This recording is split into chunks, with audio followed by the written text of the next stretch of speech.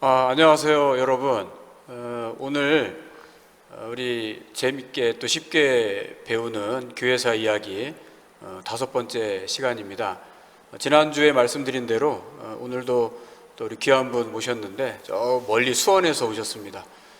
우리 정윤석 목사님, 기독교 포털 뉴스 대표로 또 계시고, 또 한국교회 이단정보센터 또 대표이시고, 또 지금 현재는 수원에 있는 원천침례교회 협동 목사로 또 사역도 함께 하고 계신 아주 동분서주 굉장히 바쁘신 분인데 오늘도 귀한 시간 내주셨습니다.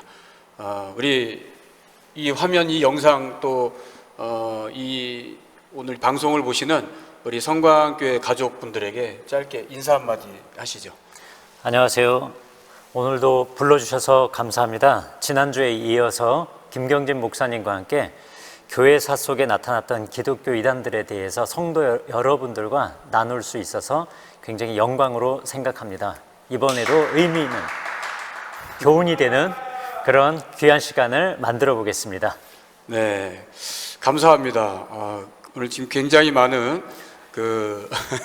방청객이 오셔가지고 지금 뜨거운 박수로 또 이렇게 격려도 해주시고 또 응원도 하고 계십니다. 우리가 신앙생활을 이렇게 잘 해가고 있습니다. 그런데 또 예기치 않은 그런 여러 가지 주변의 상황들 때문에, 또 특히 이단들 때문에 우리가 많은 오해도 많이 받고, 또 우리 자신들도 신앙생활 하는데 어려움을 또 이렇게 겪기도 합니다. 그래서 우리가 교회사 속에 나타난 그런 이단들과 또 오늘날 우리가 신앙생활을 어떻게 해야 되는지를 함께 이렇게 비교해 보면 앞으로 나아갈 그럴 방향이 좀 보여질 것 같습니다. 그래서 오늘도 이어서 우리가 지난주 목요일 날 다 하지 못한 부분을 오늘 계속 함께 해 나갈 수 있도록 그렇게 하겠습니다.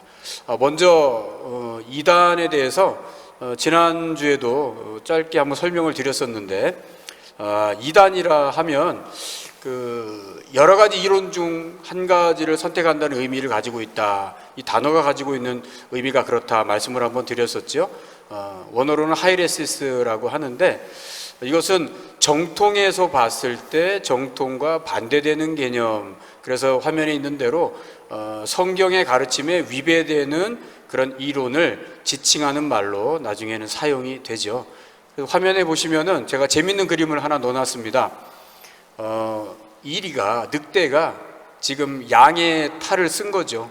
그래서 마치 저런 개념이 아닐까, 한번 저렇게 그림을 찾아서 이미지화 한번 해봤습니다.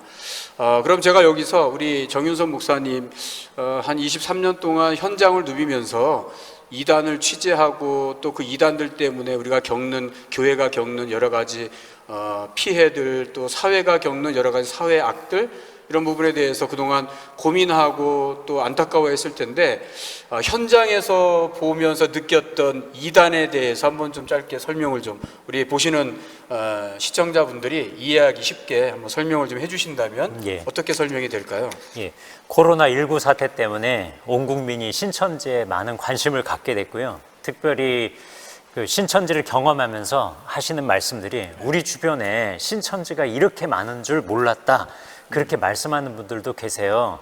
그래서 우리가 뉴스를 통해서는 결과만 보거든요. 이만희 교주의 그런 부도덕하고 비상식적인 모습들만 보기 때문에 구분하기가 쉬울 것 같은데, 현장에서는 결코 그런 모습으로 나오지 않는다는 것을 꼭 마음에 새겨주셨으면 좋겠어요. 김경진 목사님께서 지금 사진을 이렇게 양의 탈을 쓴 이리의 모습을 보여주셨는데, 이단이 딱 이렇다라는 생각을 합니다. 속에는 우리들의 영혼과 삶을 노략질하지만 겉으로는 우리와 똑같은 양의 모습으로 다가오는 거고요. 심지어는 광명한 천사의 모습으로 다가올 수 있다는 것을 염두에 두셨으면 좋겠어요. 그래서 저는 이단이 뭐냐라고 여쭤보면 그냥 비유해서 이단은 불량식품입니다, 이렇게 설명드리고 싶어요. 불량식품은 보기에 맛있어 보이고요.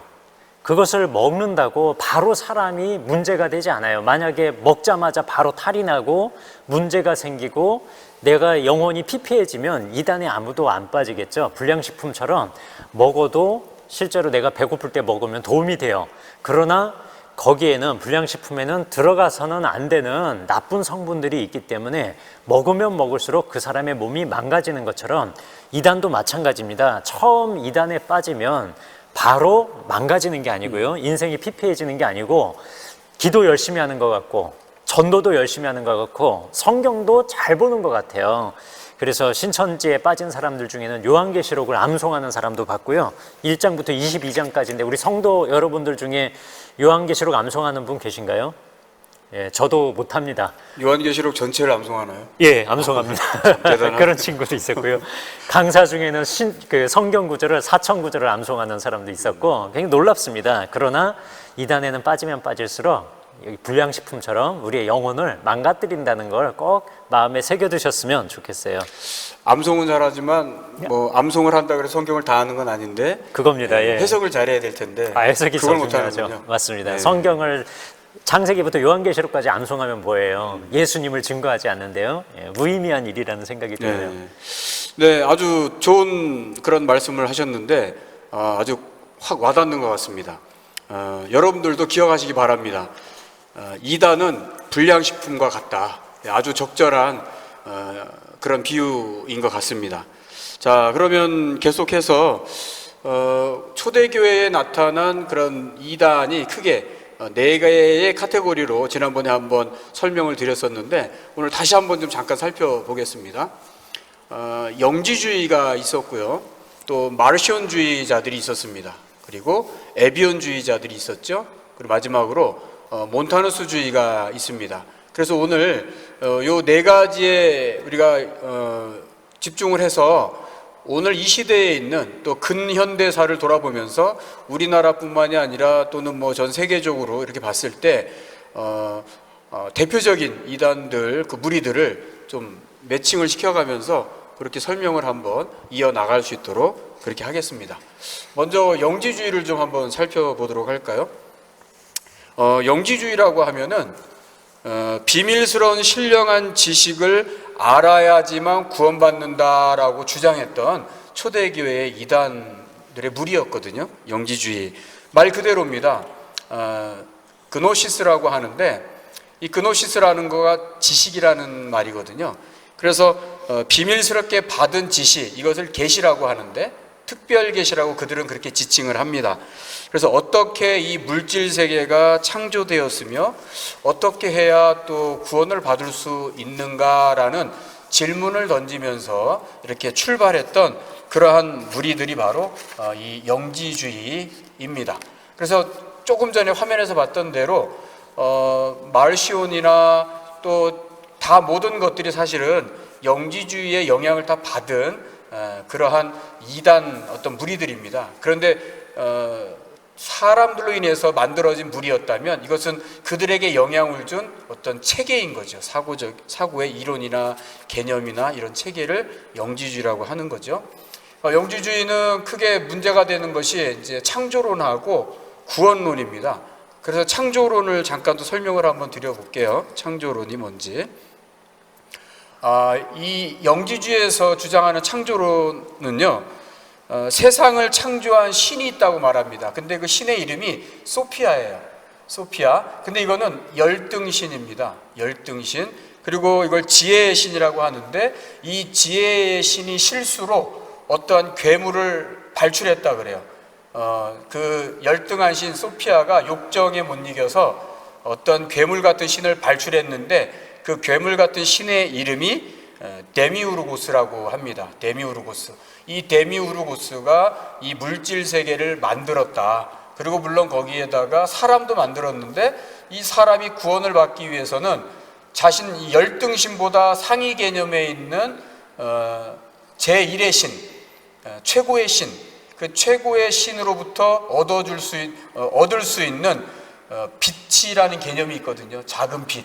그것을 내 안에 소유해야 구원을 받을 수 있다라고 이렇게 주장하고 가르쳤던 자들이 그 이론이 그런 설이 이 영지주의였습니다. 그리고 이 창조론입니다.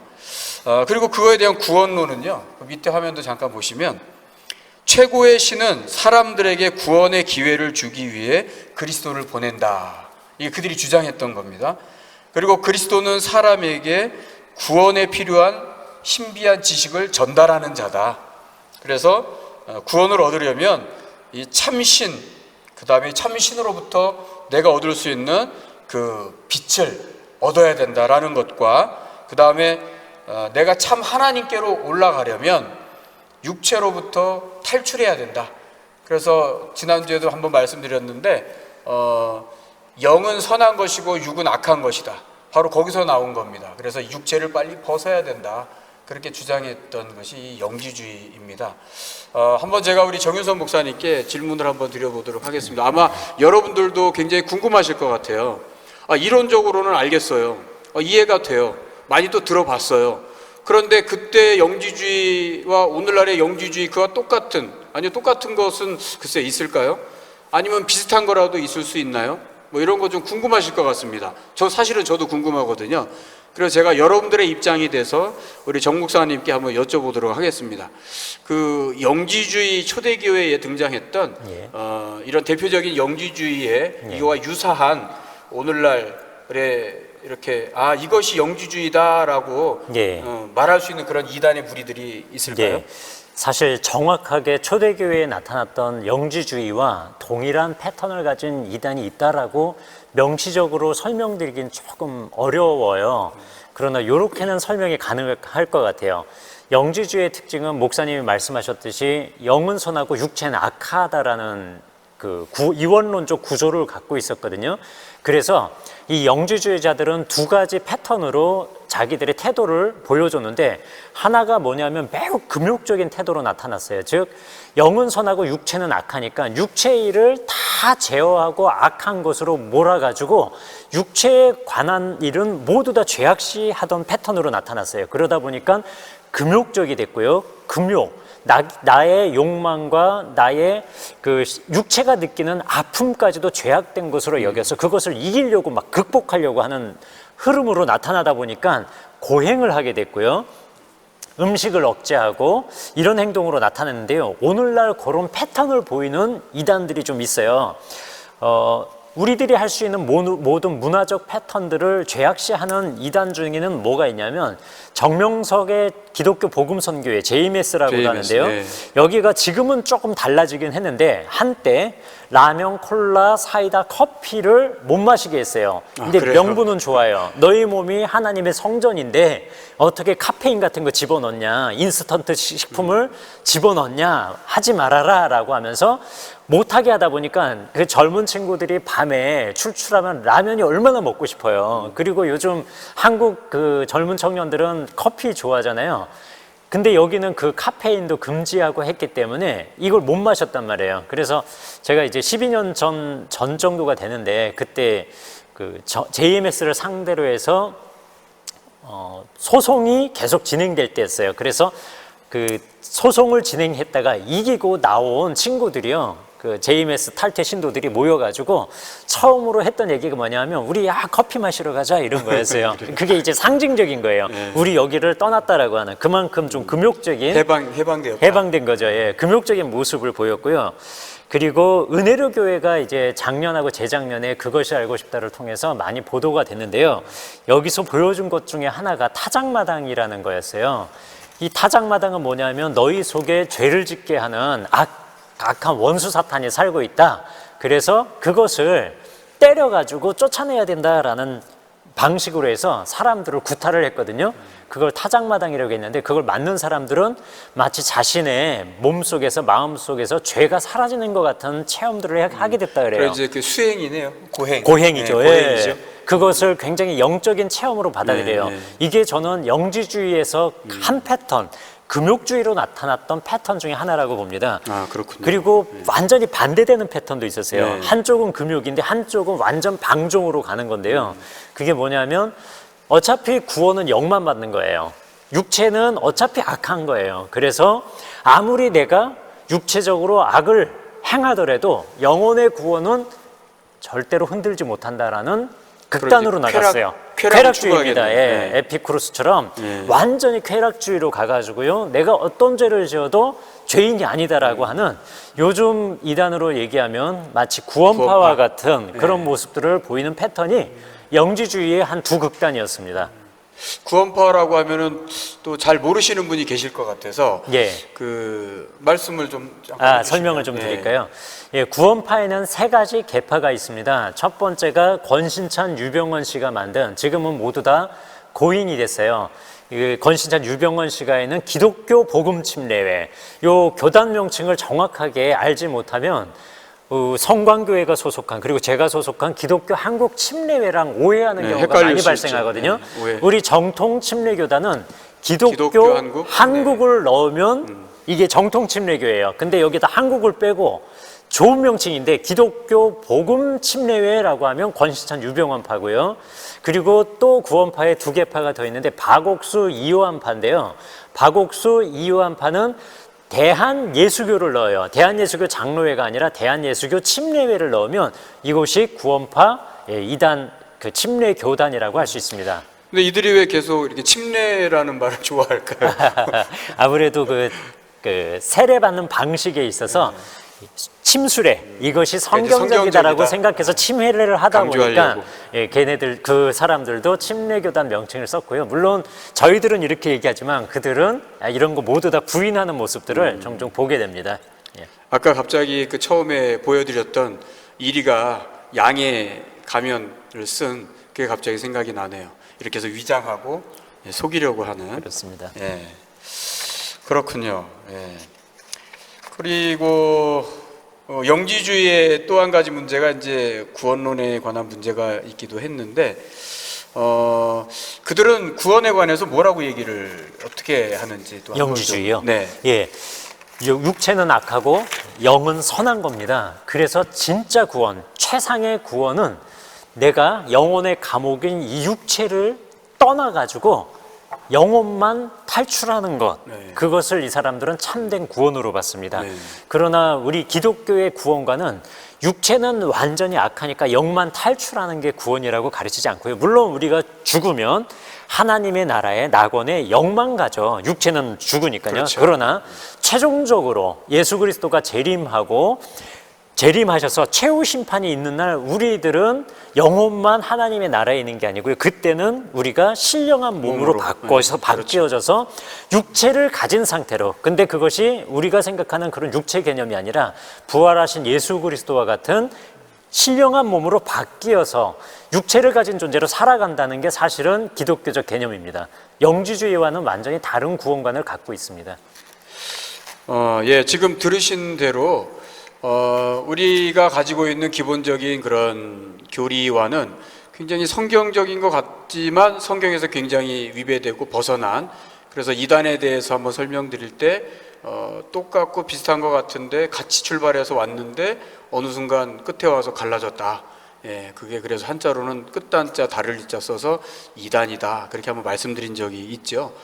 그래서 또 이단, 영지주의 이단이 그 당시에 가지고 있었던 문제 가운데 구원론에도 또 한 가지 지적할 수 있는 게 뭐가 있냐면요, 구약의 하나님, 사실은 유대인들이 믿는 하나님이나 우리가 알고 있고 믿는 하나님이 같은 하나님이거든요.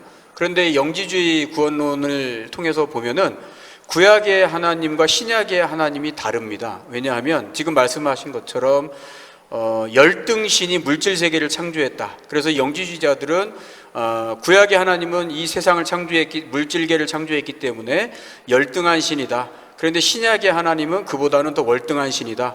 이렇게 구분을 하고 있습니다. 그리고 반드시 그들이 강조했던 것은 너희들이 예수를 믿느냐? 그러나 예수를 믿고도 너희는 영지주의자가 되어야 구원을 받을 수 있다. 이렇게 초대교회 당시에 그렇게 가르쳤다고 합니다. 그리고 또 영지주의의 대가라고 할 수 있는 인물이 그 당시에 발렌티누스라는 인물이 있습니다. 발렌티누스. 그는 인간을 이렇게 셋으로 분류를 했습니다. 화면을 잠깐 보시면 첫 번째는 영적인 인간, 그 다음에 혼적인 인간, 그 다음에 육적인 인간, 이렇게 분리를 했는데, 여기 첫 번째 나오는 이 영지주의자들이 주장했던 영적인 인간은 충만의 세계, 그들은 이제 이것을 플로레마라고 합니다. 플레로마라고 하는데, 이 플레로마로 올라가도록 이미 작정되었다, 그렇게 당시에 가르치고 주장했다고 합니다. 그리고 두 번째는 혼적인 인간인데, 아까 말씀드린 대로 이들이 이 플레로마 충만한 세계로 올라가서 구원함을 온전히 이루고 받으려면 그 제1의 신에게서 작은 빚을 받아야 된다. 그래야지 이 충만의 세계에 올라갈 수 있다. 그래서 영지주의자들이 볼 때는 자기들은 어쨌든 작정된 거고 아직은 작정되지 않았지만 가능성이 있다고 열어둔 자들이 흔히 이제 우리죠. 그 당시로 말하면 예수 그리스도만을 믿었던 자들, 일반 크리스찬들을 그렇게 분류를 했다는 거고, 거기에도 들지 않는 정말 구원받을 수 없는 육적인 아주 악한 인간들이다라고 해서 또 이렇게 인간을 이렇게 셋으로 분류를 했다고 합니다. 자, 그래서 영지주의에 대해서는 아까 우리 정윤석 목사님 말씀하신 대로 특정 지어서 어디가 이렇다라고 1대1로 똑같이 그렇게 매칭해서 설명은 할 수는 없지만 그런 특징들을 가지고 있는 지금 몇몇 이단 단체 무리들을 잠깐 이렇게 설명을 해 주셨는데, 두 번째로 살펴볼 것은 마르시온주의입니다. 마르시온. 이것도 마르시온이라고 하는 사람 이름에서 따온 건데요. 이도 마찬가지로 영지주의의 영향을 받았거든요. 그래서 영은 선하고 육은 악하다라고 주장하는 이런 헬라적 이원론에 입각해서 당시에 많은 무리를 이끌고 또 이렇게 소요를 좀 일으켰던 그런 이단의 계보입니다. 특징은 아까 영지주의자는 비밀 계시, 그걸 특별 계시라고 하는데, 그런데 이 마르시온주의자들은 아니다. 복음은 누구에게나 다 공개된 거다. 공동체를 통해서 누구나 다 알 수 있도록 그렇게 공개된 거다라고 하지만 실상은 이들이 성경을 많이 왜곡을 하죠. 그렇습니다. 예. 그거에 대해서 또 우리 시청자분들이, 우리 성강교회 성도분들이 궁금해하실 텐데, 또 마르시온주의에 입각한 또 그거와 유사한 이단이 있다면, 그런 무리들이 있다면 또 한번 설명을 좀 해주시죠. 예, 마르시온의 특징은 성경을 신구약 66권으로 그대로 받아들인 게 아니라 자기 마음대로 막 난도질을 해서 취사 선택해서 받아들인 경우입니다. 이 현대 이단 중에 그런 마르시온과 유사한 이단이 있느냐라고 할 때요, 과거의 마르시온은 성경을 난도질해서 뺐지만요, 그 현대 이단들은 계시록 22장 18절 19절 말씀을 근거로 해서 추가하는 경우가 굉장히 많습니다. 그 대표적인 이단을 저는 예수 그리스도 후기 성도교회, 즉 우리가 몰몬교라고도 하는데요, 이분들은 우리가 길거리를 가다가 머리 노랗고 이제 주로 미국에서 온 그 백인 선교사들이 하얀 와이셔츠에 검은색 하의를 입고 여기에다가 명찰 차고요, 너무너무 깔끔하고 멋진 모습으로 포교를 하는 모습을 볼 수 있는데, 이 사람들이 몰몬교이고 또 예수 그리스도 후기 성도교회라고 할 수 있는데요. 말일 정도라고 예전에. 예, 예전에는 말일 성도교회 뭐 이런 명칭인데 지금은 공식적으로는 예수 그리스도 후기 성도교회라고 합니다. 근데 이 사람들은 성경에 뭐를 추가하냐면요, 우리는 성경만이 하나님의 말씀인 정경이다라고 믿고 가르치는데, 이 사람들에게는 세 가지가 더 추가가 되어 있습니다. 그래서 교리와 성약, 갑진, 진주, 몰몬경이라는 게 추가가 돼서 이 사람들의 책을 보면요, 신구약 성경 이외에 예수님의 부활하신 이후에 그분이 아메리카 대륙으로 와가지고 지금 인디안의 조상이 되는 사람들에게 그 시대에 맞는 아메리카에 해당하는 복음을 줬다라고 주장을 하는 그런 내용이 담겨 있는 게 있어요. 그게 교리와 성약, 갑진진주, 몰몬경입니다. 이렇게 성경을 추가하는 이단이 있고요. 또 한 이단은 뭐냐면, 우리는 개역 개정판 성경을 보고 있잖아요. 네. 그리고 과거에는 그게 개역 한글판이었는데, 성경은 지금 개역 한글판이나 개역 개정판은 사탄이 변개한 성경이라고 주장하는, 성경 자체에 대한 문제 제기를 하는 이단도 있습니다. 그곳이 어디냐 하면 성경 침례교회라고 하는 곳인데요, 말씀 보존학회라고도 하고요, 이곳이 자기들이 쓰는 킹 제임스 버전만이 하나님이 영감된 구원 얻을 수 있는 유일한 성경이다라고 주장하는 이단입니다. 그러나 성경은요, 하나님의 말씀인데 원본은 감춰져 있어요. 없어졌어요. 사라졌어요. 그럼에도 불구하고 수많은 하나님의 사람들이 그 말씀을 필사하면서 많은 사본들이 있고, 그 사본에서 추출해가지고 가장 정확한 번역을 하기 위해서 애쓰고 만들어진 게 지금의 성경인데 킹제임스 버전 이외에는 모두 다 사탄이 병기했다라고 주장하는 이단이 바로 말씀보존학회 성경침례교회 같은 곳이 있습니다. 그러면은 이제 뭐 저희 교회에 다니시는 몇 분들도 이제 가끔 예. 그런 질문을 하거든요. 예. 지금 말씀하신 대로 예. 이 성경침례교회 말씀보존학회 예. 여기에서 이제 킹제임스 버전 성경을 예, 보잖아요. 예. 그래서 또 이 성경만을 강조해서 요새 유튜브에 보면 설교하시는 목사님 더러 계셔서 맞습니다. 예. 왜 킹제임스 버전이 가장 완벽하게 번역이 된 성경인데 예. 왜 이걸 사용하면 왜 이단이라고 예. 합니까? 라고 예. 해서 이런 질문들을 많이 받거든요. 그렇군요. 그래서 그거에 대해서 한번 좀 더 부연 설명을 좀 해주시면 어떨까요? 예, 저희들이 이단이라고 할 때요, 아까 목사님이 설명하신 것 중에 선택해서 분파해가지고 나가는 개념을 좀 설명을 해주셨어요. 이단의 개념 중에는 어떤 걸 자기가 주장하는 것에서 그치지 않고요, 교회를 뛰쳐나가요. 그리고 교회를 공격하고 분파를 이뤄서 많은 공동체를 이룰 때 우리는 이단이라고 지적하고 정죄를 하는 경우가 많은데요. 만일에 킹제임스 버전이 번역이 잘 됐다라는 차원에서 그것을 본다라면 우리 말리지 않습니다. 그러나 그것이 유일한 하나님의 보존된 원본에 해당하는 가감이 안 되고 완전히 영감된 하나님의 성경이다라고 하면서 유일주의로 가게 되면 그때는 문제가 될 수 있습니다. 왜냐하면 이 킹제임스 버전이 만들어질 때는 사분학이 발달하지 않을 때였어요. 그래서 이 킹제임스 버전의 원문이 되는 성경은 벌게이 성경이라 그래가지고 벌게이 성경, 라틴어 성경과 이것을 텍스투스 리셉투스라고 하는 헬라어 성경에서 그때 사본학이 발달하지 않았기 때문에 여기에 있는 성경을 그대로 사용을 했습니다. 그래서 이 성경에는 킹제임스 버전에는 빠진 구절이 없어요.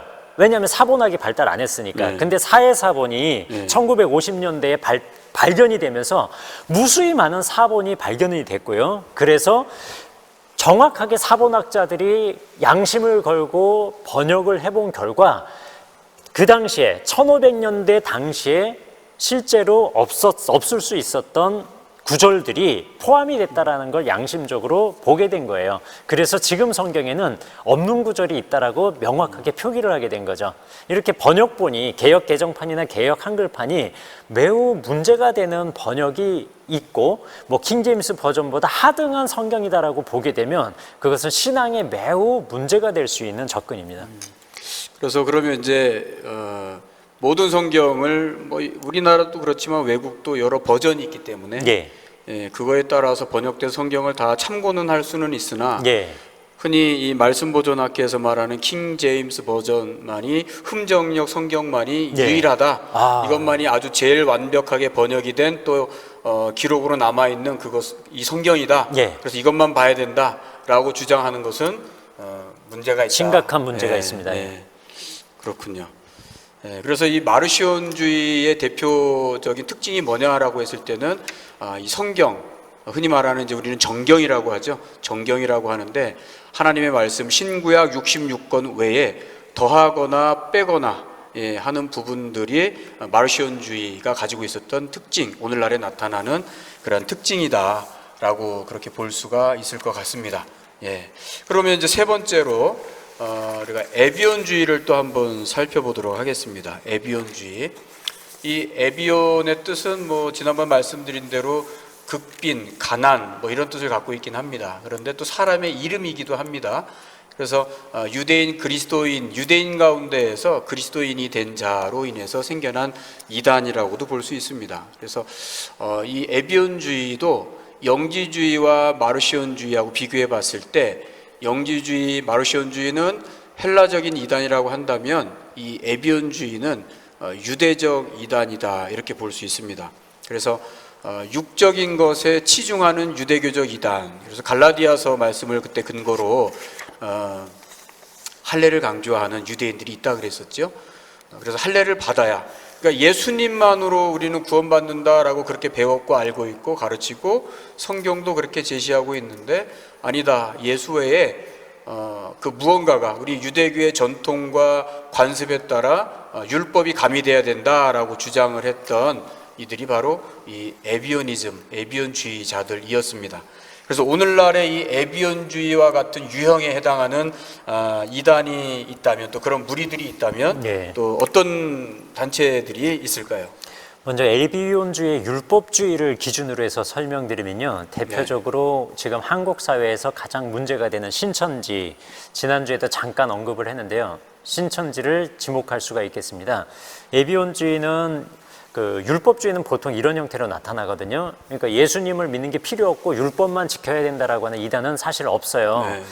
짬뽕을 해서 나타납니다. 그렇죠. 예수님을 믿어야 됩니다. 그 믿는 거를 부인하는 게 아닙니다. 근데 뭐도 있어야 되느냐? 플러스 알파가 더 있어야 알파로 된다는 거죠. 우리들에게 접근해 옵니다. 그렇기 때문에 율법주의는 매우 매력적이고요. 현장에서 우리가 흔들릴 수 있어요. 그러나 초대교회 이후부터 종교개혁이 왜 일어났냐면요, 초대교회의 변질 때문에 결국은 일어난 건데, 종교개혁의 가장 중요한 모토 중에 하나가 오직 믿음입니다. 이게 뭐냐면 로만 가톨릭이 면죄부를 팔면서 그 면죄부를 사기 위해서 헌금 연보함에 돈을 넣는 순간 돈이 떨어지는 것과 동시에 연옥에 있는 너희의 조상들이 하나님의 나라로 올라갈 것이다 라고 하면서 나의 행위뿐만 아니라 다른 사람들의 행위까지도, 행위를 통해서 내가 구원을 얻겠다라고 하는 잘못된 구원관을 깨뜨리고 통렬하게 나온 것이 바로 종교개혁이 있거든요. 그것이 가장 중요한 것이 오직 믿음입니다. 우리의 구원은 우리의 행함이 아니라 오직 믿음으로만 된다는 것을 철저하게 마음 가운데 새기고요. 근데 여기에다가 율법을 더해버리는 이단들이 꽤 있는데, 신천지도 대표적입니다. 그래서 신천지 신도들이 가장 먼저 우리들에게 도전할 때 해오는 게 뭐냐면, 예수 그리스도를 믿음으로 구원 얻는다라는 것을 먼저 흔들어 놓는 거예요. 그래서 여기서 흔들리면 신천지로 가게 되는 문이 열리는 거예요. 그러면 신천지가 처음에 접근할 때는 우리가 알고 있는 기본적인 교리에 근거한 지금 이것처럼 오직 예수로만 구원을 얻는다 라고 접근을 한다는 거죠. 그걸 부인하도록 흔들면서 접근을 합니다. 네. 뭐 예를 들면 여러 가지 이제 구절들이 있죠. 네. 야고보서 말씀, 행함이 없는 믿음은 죽은 믿음이다라든가, 마태복음에 있는 산상수훈 중에 이런 말씀들이 있죠. 나더러 주여 주여 하는 자마다 천국에 갈 것이 아니고 오직 하나님의 뜻대로 하는 자라야 천국에 간다라는 이런 말씀들, 즉 이런 말씀들을 깊이 묵상하면 어떤 뜻이냐면요, 야고보서는 믿음의 바른 모습, 그러니까 행함이 포함된, 내포된 믿음의 바람직한 모습을 얘기하는 거지, 행함으로 구원을 얻는다든가, 믿음이 부족하니까 믿음의 플러스 행함으로 구원을 얻는다는 의미가 아니고요. 하나님의 뜻대로 하라는 것은 결국 참된 하나님의 뜻은 하나님의 보내신 자, 곧 예수 그리스도를 믿는 게 정말로 진정한 하나님의 뜻인데, 그것은 도외시하고 마치 행함으로 구원을 얻는 것처럼 주장하는 이단들이 굉장히 많죠. 신천지가 그 메시지, 그 말씀의 구절들을 던지면서 너의 예수를 믿는 믿음으로 구원을 얻는 것은 부족하다라고 하면서 접근을 합니다.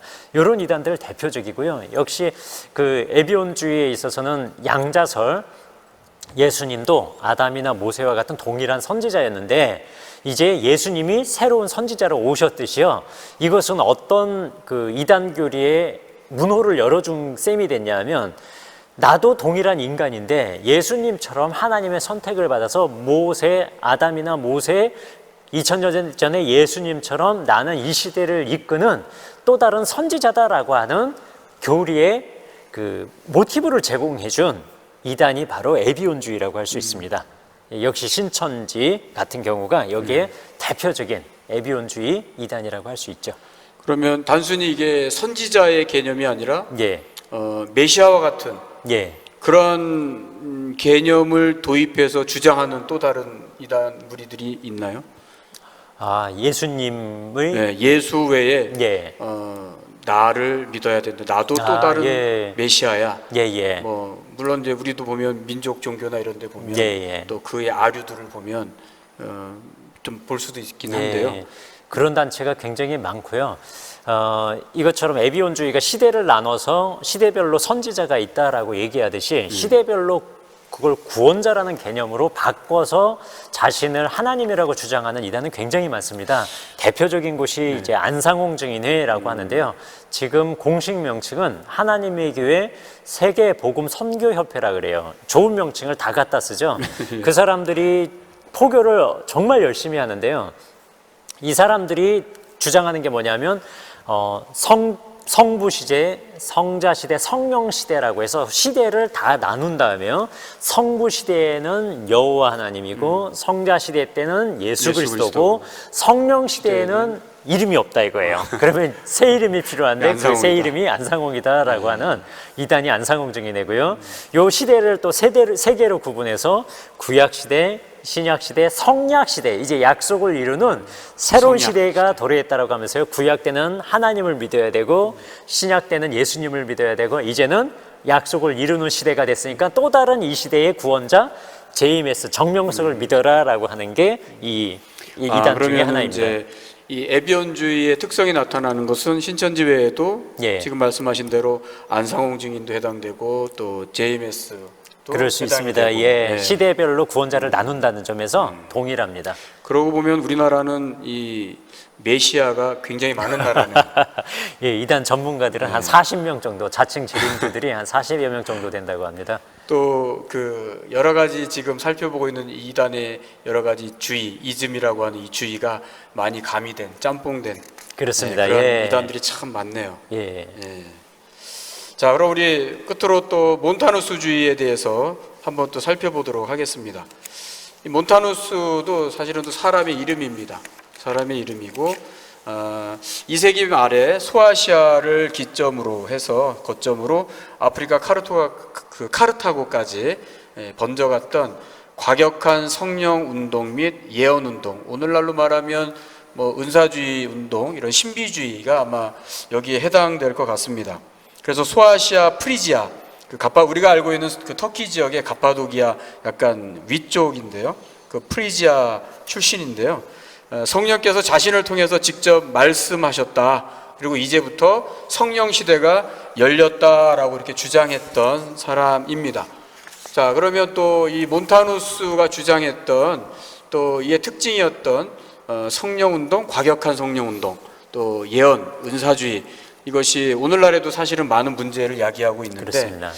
궁금하실 것 같습니다. 이거에 대해서도 또 한 말씀 한번 해주시죠. 예, 지난주에 간단히 언급을 했는데요. 몬타누스는 큐렐이라고 하는 이방신을 섬기는 사제였습니다. 그러면서 기독교로 회심을 했다라고는 하는데 들어오면서 이방신을 섬길 때에 진행을 했던 황홀경 신비체험을 같이 갖고 들어왔어요.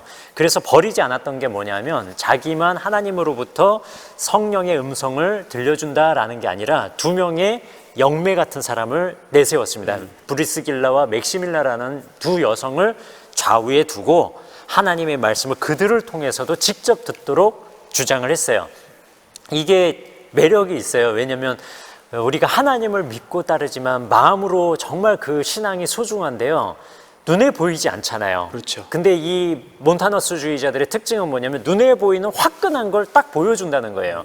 하나님의 음성을 듣고 싶어요. 어떻게 할 수가 경험하게 없어요. 해준다는 거죠. 그렇죠. 와보라. 왼쪽 오른쪽에 딴 사람도 아니고 하나님의 음성을 듣는 영매를 딱 내세워가지고 보여주는 거예요. 하나님이 봐라, 이렇게 저들을 말씀한다고. 통해서 하나님 저렇게 말씀하시지 않냐. 예, 우리가 성경을 보면서 감동을 얻어야 되는데 사실 성경보다도 그렇게 누군가가 딱 하나님의 말씀이라고 하면서 던져주면 우리 받는 사람들은 입장에서 그 임팩트가 다른 거죠.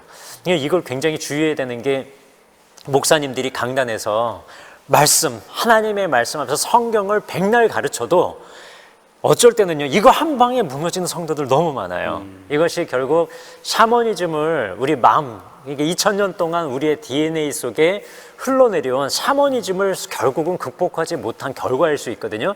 굉장히 주의해야 되고요. 이런 대표적인 단체가 어디냐면 아까 JMS 설명드렸는데 이 맥시밀라와 그 브리스길라처럼 JMS 기독교 복음 선교회는요, 정명석 외에 계시자라는 사람들이 있어요. 이 사람들이 누구냐면 하나님의 나라에 하늘나라를 갔다 오고 지옥을 갔다 오고 하면서 그 영계에 대해서 설명해주는 계시자들이에요. 이 물질계와 영계를 초월해서 네, 맞습니다. 왔다 갔다 하고요. 중보자의 역할을 하는. 그 역할을 하는 이단인데 몬타너스에서도 그 원형을 찾을 수 있고요. 또 한 가지 이단이 뭐냐면 지금은 감옥에 있는데요. 이재록 씨의 만민중앙교회도 사실은 1980년도에 그 개척을 해서 지금까지 한 10,000명 이상 정도로 늘어난 이유가 금요 철야 때가 되면 이 계시자들, 영매라고 하는 사람들이 나왔어요. 그러면서 하나님의 음성을 들려주고 기도 제목 있는 사람 기도해 주면서 그 사람의 응답을 즉석에서 얘기해 주는 거예요. 이게 그 사람들의 매력 포인트였습니다. 우리가 정말 조심해야 되고요. 그리고 그 몬타너스에는 또 특징이 있는데 하나님의 음성을 직접 직통으로 알려주는 것뿐만 아니라요. 이 시한부 종말이 있지 않았습니까? 시한부 종말을 갖고 있어서 그 170년 경에 아까 목사님 말씀하신 프리지아 그 가파도기아 위쪽 그쪽에 페푸자라고 하는 페푸자죠. 도시, 페푸자. 그 조그만 도시에 마을. 예수 그리스도께서 재림한다고 하면서 집단 생활을 했어요. 그러니까 시한부 종말과 집단 생활의 원조가 몬타너스입니다. 그래서 우리나라에서는 92년 10월 28일에 이장님의 다미 선교회가 예수님이 재림한다라고 해서 아주 난리를 피웠고요. 사실 그때부터 이제 지금 뭐 설명드리긴 참 그렇지만 한국교회 이미지를 언제 대폭 추락시켰냐면 바로 그때가 저는 변곡점이라고 생각을 합니다. 저도 뭐 그때 예수를 안 믿을 때입니다. 아, 그러시군요. 저는 제가 5년도에 이제 예수님 만났는데 근데 예수 안 믿는 저도 그때 매스컴에서 막 이렇게 대서특필을 하고 한참 시끄러웠기 때문에 저도 기억을 하고 있을 정도니까 뭐 대단했던 것 같아요. 엄청났습니다. 그때 한 10만 신도들이 빠졌는데 빠진 사람들이 완전 뭐 이단에서 있었던 일이 아니라 소위 말하는 우리가 보는 장로교, 감리교, 성결교, 침례교까지 그냥 해서 모든 교파를 초월해서 많이 빠졌습니다. 빠졌군요. 그러다 보니까 그런 사이비 종말론 운동과 건전한 기독교가 구분이 안 되는 시대가 그때 열렸어요. 그때부터 한국교회 이미지는 추락을 하기 시작한 거죠. 그 좀 전에 이제 목사님 그 말씀하실 때, 그 몬타누스가 이제 예수님이 여기 재림할 거야. 여기서 기다리자. 그 프리기아 또는 프리지아라고 하는데 거기 그 페푸자, 거기에 모였다고 했는데 그 얘기를 듣는 순간 한 2년 전 작년인가요?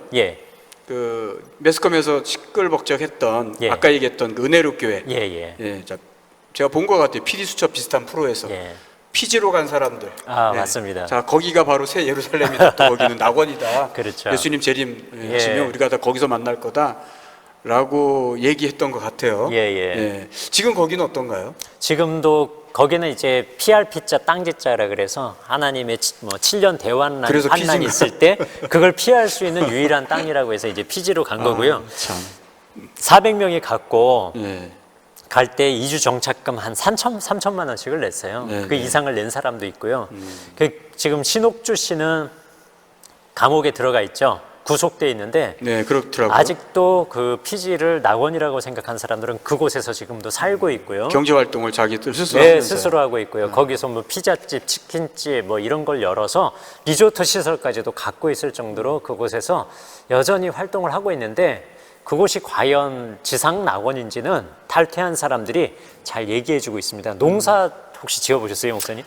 어릴 때 뭐 잠깐 저희 집 앞에 한 150평 되는 텃밭이 있었어요. 그렇군요. 그래서 뭐 다 말할 수는 없지만 농사인 농사를 좀 졌죠. 저는 농사가 제일 힘들더라고요. 일 중에서 어떠셨는지 모르겠지만 일 중에서 뭐 노가다 뭐 아르바이트 다 해봤는데요. 철가방도 들어보고 심부름센터도 가보고 했는데 일 중에서 제일 힘든 게 농사였어요. 근데 피지로 간 사람들이 하는 일이 뭐냐면 아침부터 저녁까지 농사 짓는 거예요. 그리고 끝나고 들어오면 자아 비판하듯이 세워놓고 타작마당 하고요. 그리고 아까 말씀하신 대로 고행이네요. 고행이고 그리고 학대죠. 그것이 천국이 아니었습니다. 그걸 통해서 해결받았다고 보상 심리에 또 스스로 만족하고. 지금도 유튜브에는 그런 자기들이 이렇게 만족스럽게 살고 있다는 사람들의 영상이 뜨고 있어요. 그만큼 한번 빠지면 나오기 힘든 게 이단의 굴레이고 구렁텅이인 것 같아요. 그러게 말입니다. 그 진리를 우리가 바로 알아야 되는데 이 진리를 바로 알지 못하면 정말 세상에서는 똑똑하다, 능력 있다, 재능 있다, 잘났다 이렇게 인정받지만 결국에는 나름대로 열심히 신앙생활 한다고 했지만 이렇게 진리를 바로 알지 못하면 이런 어리석은 행동과 또 그런 상황 속에서 헤어나오지 못하는 것 같습니다. 아, 참, 저기 네. 특정 지역을 또 천년왕국 또는 피할 땅이라고 주장하는 단체 중에 영생교가 하나 있어요. 그거 간단히 네, 좀 네, 설명드려도 그러시죠. 될까요? 네. 예, 거기는 천년왕국이나 피할 땅이 어디냐면 소사 지역입니다. 부천 옆에 소사 혹시 아시나요? 네, 알죠. 예. 범박동. 예, 예. 네, 네. 소사. 거기 신앙촌. 맞습니다. 그 옆에 이제 영생교 본부가 소사에 네, 있는데 네, 네. 왜 소사를 피할 땅이라고 했나 이렇게 설교를 들어보니까 그 과거에 조희성 씨가 설교를 하면서 하늘이 무너져도 솟아날 구멍이 있다라고 하면서요. 그래서 소사. 예, 그래서 소사를 그 사람들의 본부로 삼았습니다. 어이가 없는 말도 안 되는 이거는 참 그 알레고리의 아주 최극을 예, 클래스가 다른 네, 네, 아주 그런 급이 모습을 다릅니다. 아, 참. 그 신천지 강의가 하나 갑자기 생각나는데, 예. 천사, 우리 구약성경에는 아, 그 그룹들을 예. 케루빔, 원어에는 케루빔이라고 되어 있는데, 그 케루빔을 우리가 이제 한글 성경에는 그룹으로 이렇게 번역을 해놨거든요. 그랬더니 이걸 영어로 그 신천지 강사가 그룹이라고 예. 이렇게 설명하는 걸 보면서 참 어이없다 이런 생각을 했던 적이 있습니다. 예, 그거랑 똑같네요. 그렇습니다. 말장난이죠. 네, 우리가 바로 알아야 될 것 같습니다. 성경을 연구하고 또 성경을 가르치는 뭐 신학교의 교수님, 신학자 또는 목사님들, 우리가 성경을 여러 가지를 보거든요. 괜히 보는 게 아니거든요. 이게 정확한 해석을 위해서 보는 건데 단순히 그냥 하나만 가지고 그렇게 절대화해서 이렇게 성경을 해석하면 방금처럼 이런 웃지 못할 그런 일들이 벌어지게 되는 거죠. 그리고 저희가 좀 특별하게 준비한 게 있는데 요거는 기회가 되면 저희가 다시 한번 좀 시간을 좀 충분히 갖고 하려고 합니다. 우리나라의 이단의 계보만을 연구를 하셨는데 한번 화면에 잠깐 띄워주시면 시간이 다 없어서 이것만 따로 1시간을 해도 모자란데요. 이 이단의 한국의 이단의 계보 이걸 보시면 굉장히 재밌습니다. 여러분들 한번 다시 한번 기회를 한번 만들어 볼 텐데요. 한번 그때 다시 한번 들어주시고요.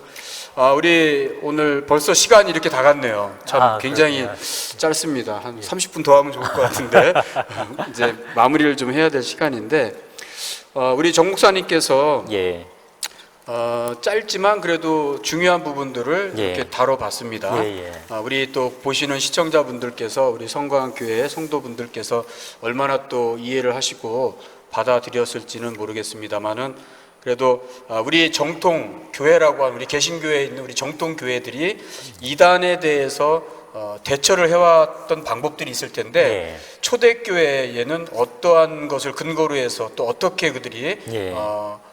이렇게 대안을 갖고 왔는지에 대해서 예, 예. 한번 더 정리를 하면서 말씀을 좀 해주시죠. 예. 정경은 카르타고 회의를 통해서 정해졌어요. 그러니까 그게 이제 기원 후 4세기경이었죠. 4세기 후반경이었는데 그 전까지는 성경이 없었단 말이에요. 그런데 무슨 근거와 기준으로 과연 이단을 규정하고 정죄했을까요? 라고 했을 때요. 성경이 없으니까 하나님의 음성을 직접 받아가지고 2단이다 3단이다 했을까요? 전혀 그렇지 않고요. 그 초대교회 성도들은 별명이 뭐냐면 책의 사람들이었습니다. 그렇죠. 네, 네. 그래서 사도들이 전한 편지를 읽고 그것에 대해서 서로 나누고 그것에 대해서 서로 교통하고 교제하는 근거로 삼았던 게 사도들의 편지였고요. 네. 카르타고 회의 이전에 정경화가 되지 않았음에도 불구하고 그 전까지 그 책들, 이미 네, 보던. 사도들이 보냈던 우리가 지금 보고 있는 신약이라고 성경이 하는, 네. 신약 성경들이 그 시대에 초대교회 성도들에게 읽혀지고. 전해지면서 읽혀지고 그것을 기준으로 해서 벗어나냐 안 벗어나느냐에 따라서 이단을 규정을 했습니다. 네. 그리고 사도들이 가르쳐주고 그 사도 이후 시대에 속사도들이 있고요. 교부들이 있는데 이 교부들이 이단이 나오니까 이단에 대해서 답변하기 위해서 이것은 우리가 공감할 수 없는 내용인데 반박하고 변증하는 네. 과정에서 이단의 변증 과정에서 교리가 생겼습니다. 소위 그렇죠. 말해서 정통교리인데요.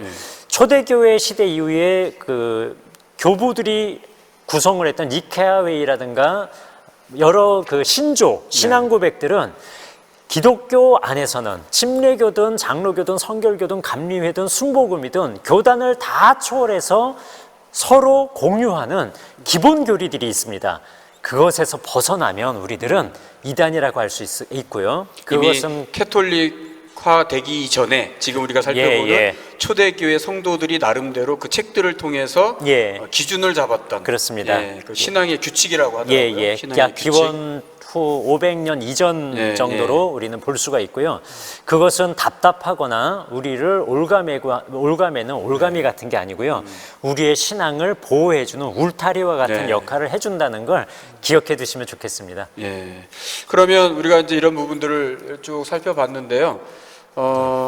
우리 교회가 앞으로 이제 이 시대, 지금 현재도 그렇지만 또 예. 앞으로도 더 많은 이단들이 출현할 거고 또 변종 바이러스처럼 또 변종 그런 이단들이 또 등장하게 될 텐데 그럴 때일수록 우리 교회는 어떤 자세로 예. 나가야 될 거라고 보시는지 예. 한 말씀 더 부탁드립니다. 성경은 처음부터 끝까지 예수 그리스도를 증거하는 책입니다. 그걸 예수를 증거할 때 거룩한 성경이죠. 만약에 성경이 예수님 이외에 다른 존재를 메시아라고 증거하는 용도로 쓰인다면 죄송합니다. 칼이 의사에게 들려줬을 때 이게 치유하는 도구지 그렇죠. 범죄자에게 들려주면 이건 흉기가 악의 도구가 돼요. 돼요. 그렇죠. 성경이 그럴 수 있다는 건 이해가 되세요? 굉장히 어려운 개념이지만 성경이 예수님을 증거하는 사람들에게 들려줬을 땐 성경이지만 이 성경이 이만희 교주를 이 시대의 재림주로 증거하거나 안상홍 증인의 안상홍이라는 사람을 하나님으로 만들기 위해서 이용된다면 그 성경은 성경이 아니라 악의 도구가 될 수 있다는 것을 가슴에 새기셔야 됩니다. 아주 중요한 말씀입니다. 예, 요 증거, 예수가 우리의 구원자라는 증거는요 시대별로 달라지는 게 아니고요 2000년 전이나 구약의 백성들도 모세도 그리스도를 바라는 믿음으로 애굽의 영화를 버렸다라고 돼 있지 않습니까? 그것처럼 앞으로 시대가 흘러서 100년이 흐르고 심지어 1000년이 흘러도 만일 그때도 예수님이 이 땅에 재림하지 않으신다면 그때 구원자가 누구냐라고 물었을 때 우리들은 그때도 예수님만이 구원자다라고 말할 수 있는 그런 그리스도의 사람이 되어야 됩니다.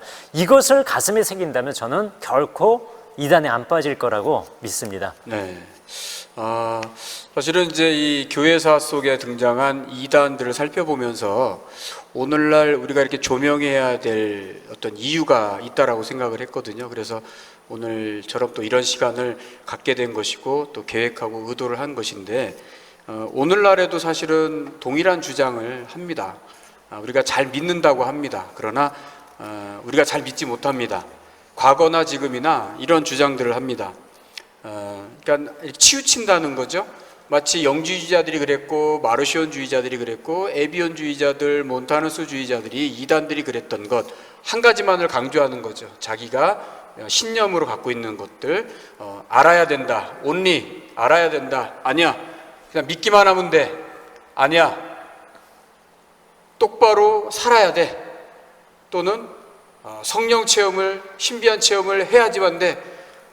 하나를 각각 개별적으로 그렇게 외치고 주장하는 이런 현상들이 지금도 또 과거에도 앞으로도 출현하지 말라는 법은 없거든요. 그래서 우리가 이런 부분들을 좀 잘 한번 되새겨보고 특히 우리 교회에서 우리 담임 목사님들 말씀하시는 것처럼 균형을 잡아야 된다.